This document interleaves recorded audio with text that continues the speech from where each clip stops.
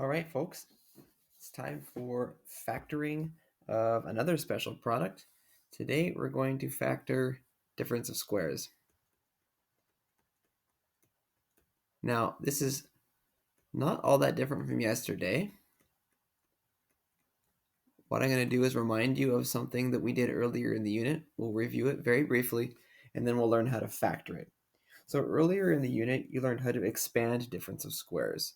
Okay, and that's something that looks like this, where you have a binomial a plus b, and then it's multiplied by something that looks almost exactly like itself, but it's a minus b. So an example of that could be something like, let's say x plus 3 times x minus 3. Now again, if we're going to use FOIL and do this the long way, then it would look like this. So we would have x squared, outside,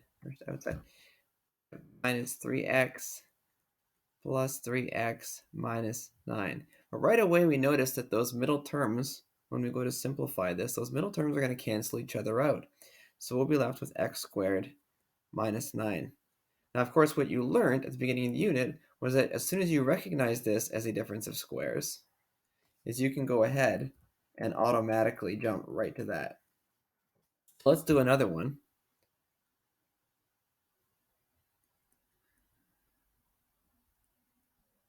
So you know it's a difference of squares when you've got two binomials that are identical with the exception of the sign in the middle being different.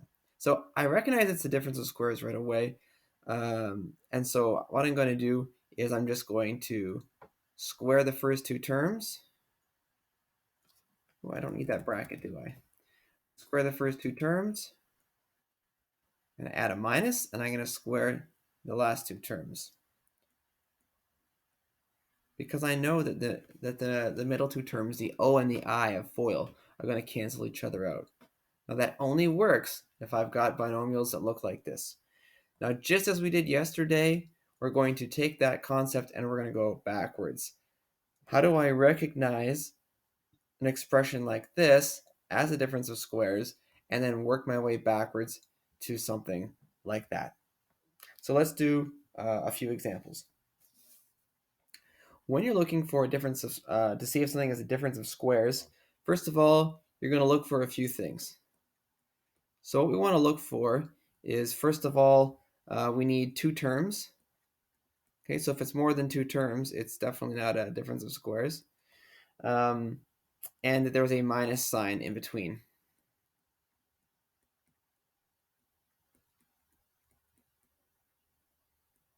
Between those two terms. Those are the two signs. So how do we go ahead and factor these sorts of problems? Well, there's a few steps. First of all, you, as usual, if you can common factor something out, first go ahead and do that. Second step is you're going to write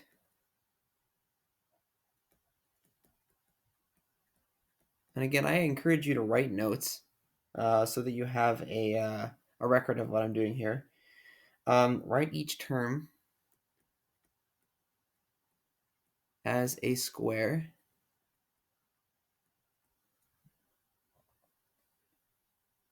in brackets, and I'll show you what that means in a moment. And third, we're going to write it in this form.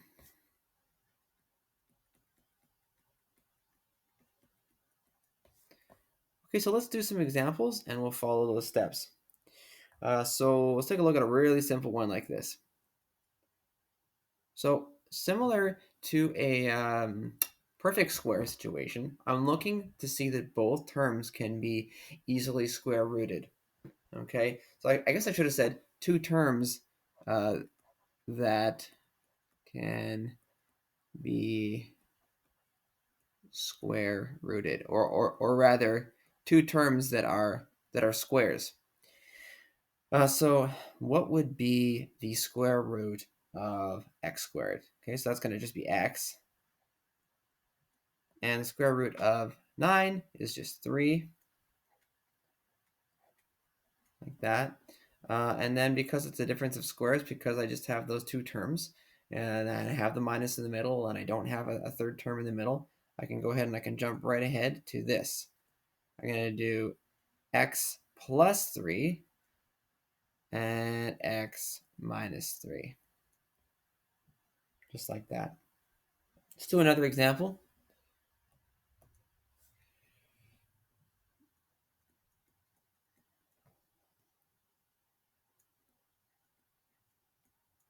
Okay, so again, I have two terms. Can I common factor it? No. Can I square root both of those terms? Are they squares? Yes, they are. So square root of 4x squared is just 2x. And the square root of 9y squared is 3y. And then I'm going to take those two things and I will put them in the difference of squares form.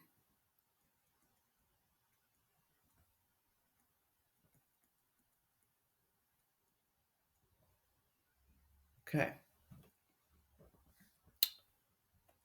Let's do one more.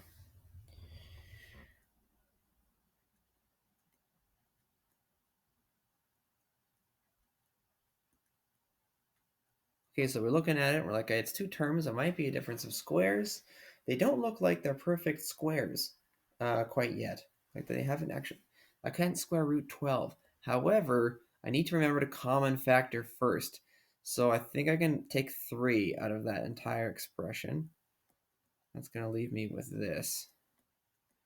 And that looks a little bit more like it, right? I can square root 4 and 25. Okay, so I'm going to leave that 3 out front. So I'm going to have 2y squared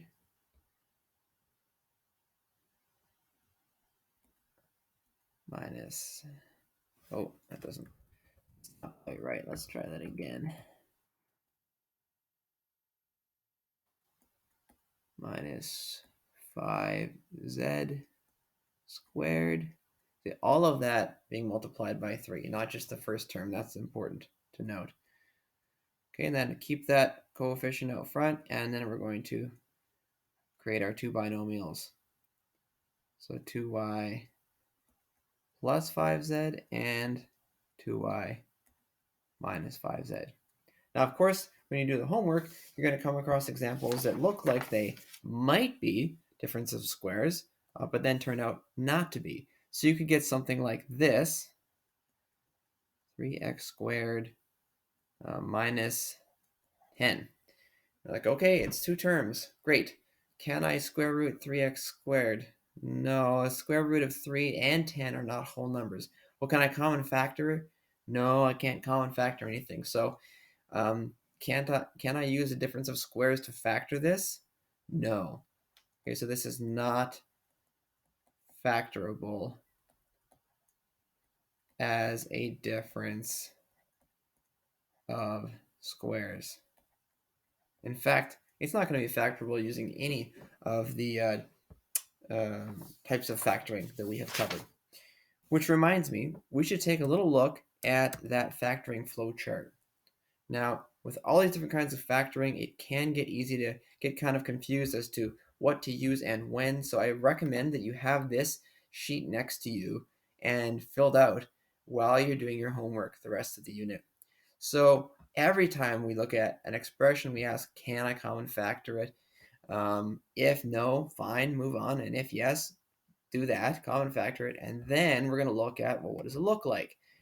If it has 4 terms, we were grouping. If it has 3 terms, we were doing different kinds of things. We had simple trinomials or complex ones with t-charts, or yesterday we had perfect square trinomials, and today we're looking at difference of squares. So if you see 2 terms, then check whether it will actually fulfill the difference of squares form. So an example of that might be, let's say, 8x squared minus 32y squared. Okay, so our first step was we needed to common factor it. So let's factor that 8 out. And then the expression that we're left with is this expression here. Is that, oops, can I, there we go. Is this new expression here a difference of squares pattern? And yes, it is. I can square root both of those terms nicely. So I'm going to go ahead and do that. I have x plus 4, and I have x minus 4. And you'll notice that I skipped that middle step where I wrote out the squares. If you can accurately do that, that's fine. Okay, so that's a difference of squares form. Yesterday, I had trouble with this document, so I wasn't able to do this. So if you want to also go ahead and add a perfect square example, you can do that as well. So I'm going to add a perfect square example here. So this is what we went over in the last lesson. Now again, you see something like this and you very well could use a t-chart, right? I could decompose that, but it's actually going to be much easier just to recognize, hey, can I square root the first and last term? And is that middle term 2 times both of those square roots? So we would solve it like this. Remember, we should have this 3 at the end. And then in the middle, is it 2 times 2x times 3? And 2 times 2 is 4, times 3 is 12x. It all checks out. Good. So that means that this is definitely a difference of squares. Right? And hopefully you had the rest of these boxes filled out from the earlier examples. This is a great, like I said, a great chart to have next to you as you work your way through your homework. Now, the fact is, sometimes you're going to come across expressions that none of these tools will factor, and that means they're simply not factorable. There's nothing you can do to break them down further algebraically. It doesn't mean there's nothing we can learn from them, but certainly we can't factor them. Well, that's it for today, folks. Check out the homework on the Edmodo page.